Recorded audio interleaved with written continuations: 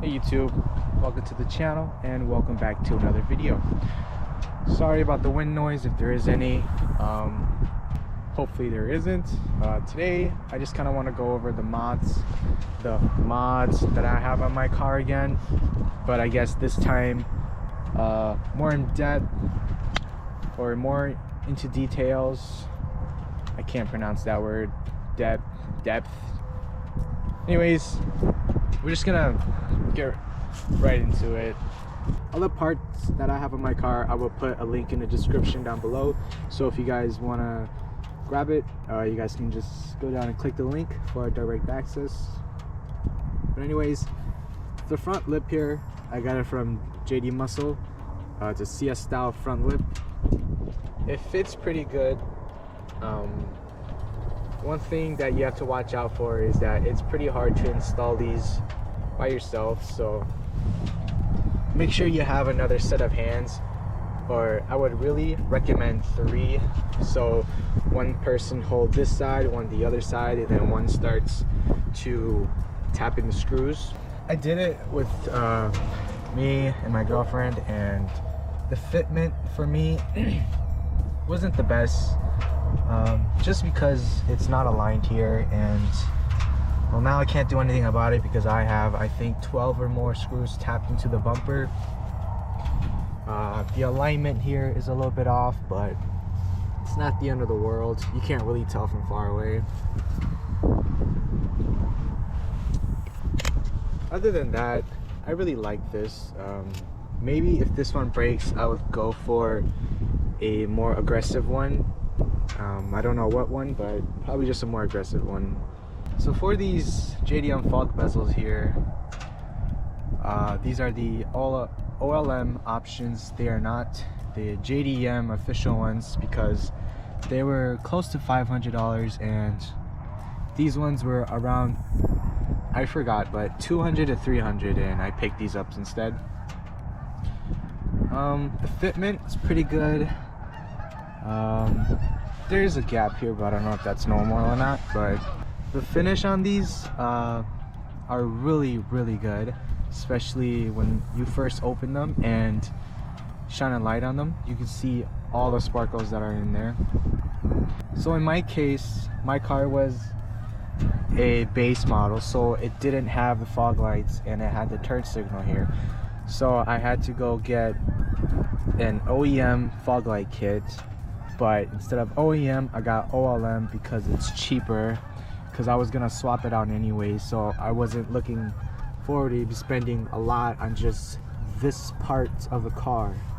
But anyways, the install on the JDM fog bezels was pretty easy. The hardest part was installing the OEM kit because of all the wiring and plugs that I had to deal with.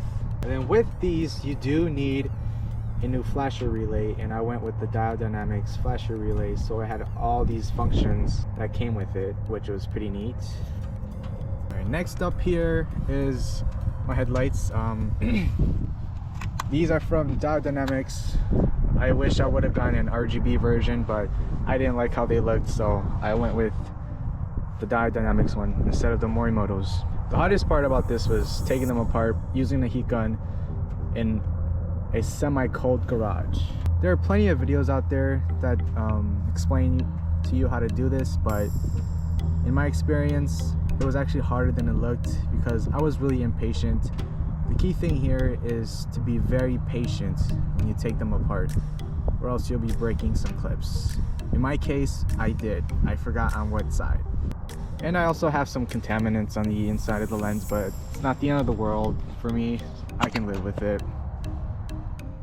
Now to the back of the car, I do have just the Remark axle bags. They're pretty easy to install. The only thing that I would watch out for are the hangers, because since my car was new, it was pretty hard to install them. I had to use a lot of PB Blaster or WD-40 to get those off. And right here I have the Super Speed F1 brake lights. This is the final version, I believe. This one, it ties in the rear end all together really nice. Too bad I can't see it from my perspective. but I've seen it on other cars and it looks really nice. One thing to watch out for is that it will shake like that, and I don't know, it doesn't really bother me, but just something to point out. And then the install is pretty basic. You just follow the instructions that is on YouTube, because everything is on YouTube nowadays. Everything that I've done to my car was following YouTube videos. That's the key thing.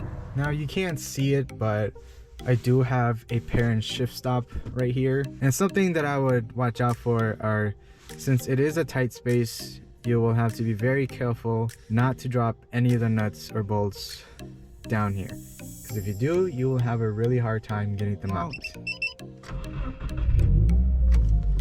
Another thing that I have on my car, but it's under the car, and that is the, I believe it's the parent shifter bushing that goes on the transmission plate thingy-mabob.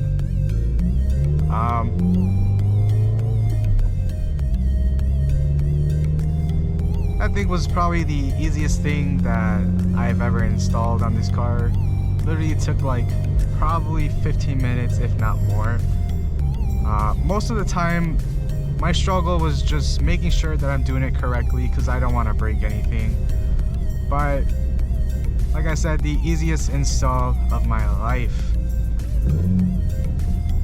I'm sure for all the mods that I have on my car, you can just search up videos on how to put it on, but they don't really go over and explain everything you need to know about it. But instead, just install it. And